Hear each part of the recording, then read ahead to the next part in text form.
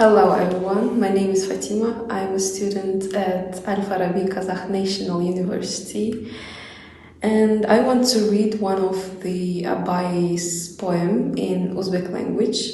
And the challenge was invited by Professor Maxim Ponomarenko, the founder of the Polish Kazakh Culture Initiative Pasaga. The project is called On the Way of Abai. Poem.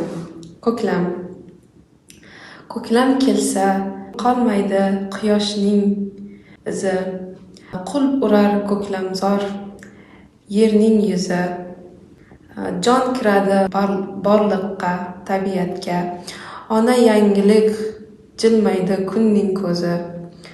Kulishar, o'lan aytar yigit yalang.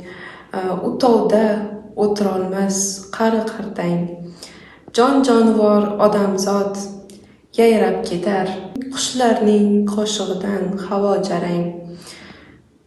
Qirdagi, soydagi el aralashar.